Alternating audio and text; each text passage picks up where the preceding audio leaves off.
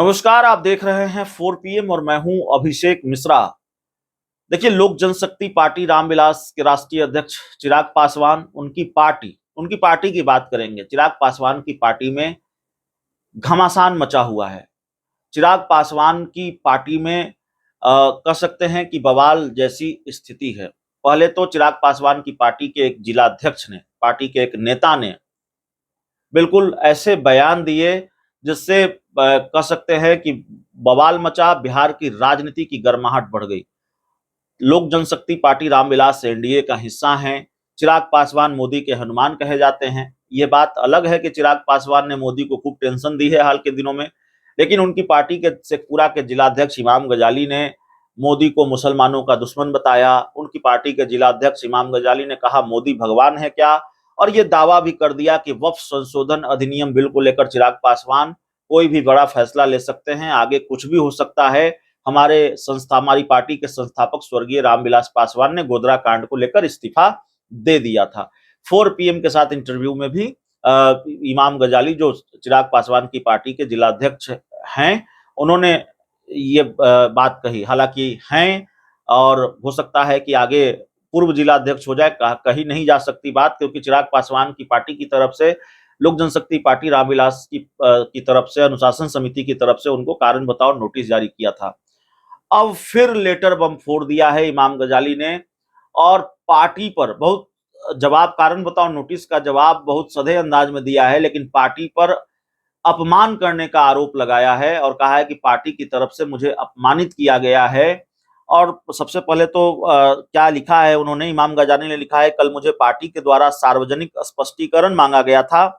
कुछ गंभीर प्रश्न मुझसे पूछे गए थे जिसे मैंने अपनी पार्टी एलजेपीआर को स्पष्टीकरण का जवाब दे दिया है। वक्फ संशोधन बिल 2024 पे हमारी खुद की राय थी।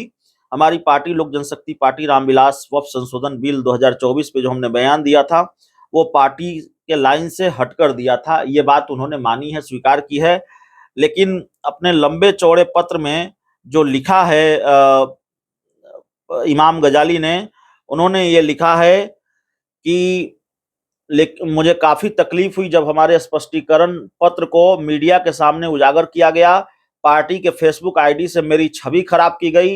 मैं तन मन धन से पार्टी की सेवा की है और हमेशा करता रहूंगा। मैं पार्टी का वफादार कार्यकर्ता था और रहूंगा, लेकिन मुझे इस तरह से अपमानित करना, मुझे भी बहुत तकलीफ हुई है। जो पूरा पत्र है वो भी हम आपको पढ़कर सुनाई देते हैं। चिराग पासवान की पार्टी के जिलाध्यक्ष ने जवाब दिया है पार्टी को। उन्होंने शायराना अंदाज में लिखा है कि हम आह भी भरते हैं तो हो जाते हैं बदनाम, वो कत्ल भी करते हैं तो चर्चा नहीं होती। मतलब अगर आप नहीं समझे हैं तो हम बता देते हैं कि अगर हमने कोई बयान दिया तो भाई इस पर इतना बवाल हो गया, कारण बताओ नोटिस मिल गया, और वो कत्ल भी करते हैं तो चर्चा नहीं होती। चिराग पासवान मोदी की टेंशन बढ़ाएं तो उस पर कोई बात नहीं, उस पर कोई चर्चा नहीं। मैं यही समझ पा रहा हूं इस शेरो शायरी का मतलब। तो बहुत शायराना अंदाज में इमाम गजाली ने पार्टी को जवाब दिया है मोदी की मुखालफत का। मोदी के खिलाफ बयान क्यों दिया, ये सब लिखा है। उन्होंने लिखा कि मैं इमाम गजाली लोक जनशक्ति पार्टी रामविलास का अनुशासित, संयमित और निष्ठावान कार्यकर्ता हूं। पार्टी के लिए हमारे व्यक्तिगत सम्मान और स्वाभिमान सदैव ऊपर रहा है। पार्टी जब किसी भी परिस्थिति से गुजरी, मैं मजबूती से निरंतर खड़ा रहा।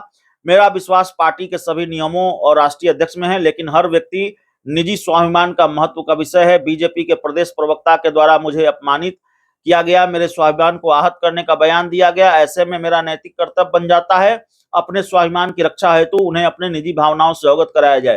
तो भारतीय जनता पार्टी के प्रवक्ता से भी भिड़ गए थे, मीडिया प्रभारी दानिश इकबाल से भिड़ गए थे, उनको लेकर भी कुछ टिप्पणियां उन्होंने की थी। तो इमाम गजाली ने बहुत सारी बातें लिखी है, उसमें संक्षेप में मैं आपको पढ़ के सुना देता हूं। उन्होंने लिखा कि मैंने अपने राष्ट्रीय अध्यक्ष जनाब चिराग पासवान जी और मुसलमानों के बीच मजबूत संबंधों के बनाने के लेकर बात रखी थी। हर पार्टी में हर समाज के लोग, नेता मौजूद हैं, और कहीं ना कहीं सभी लोग अपनी जाति को लेकर, अपने संगठनों को लेकर चर्चा करते हैं। मैंने भी वही किया। हमारे सभी धार्मिक गुरु, मौलाना, हाफिज, कारी, आलिम, फाजिल, मुफ्ती, आलिम, एक दिन में ही हमारा इस्लाम और दीन जिंदा है।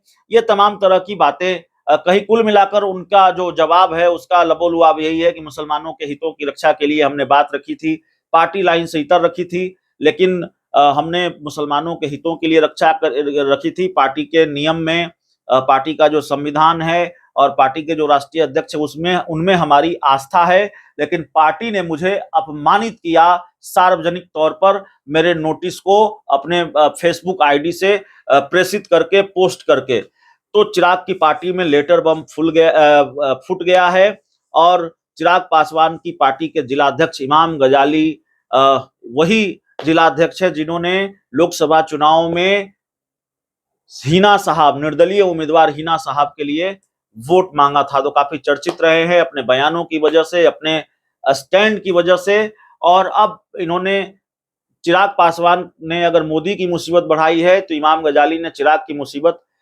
बढ़ाई है और बिल्कुल अपने स्टैंड से पीछे हटने को तैयार नहीं है। ये जरूर माना है कि हमारी जो राय थी वो निजी राय थी, वो पार्टी की राय नहीं थी, लेकिन हमने कुछ गलत भी नहीं कहा है। जो उनके बयान का लबो-लुआब है, पार्टी पर आरोप लगाया है कि पार्टी ने उनको अपमानित किया है, जिसकी तकलीफ उन्हें हुई है।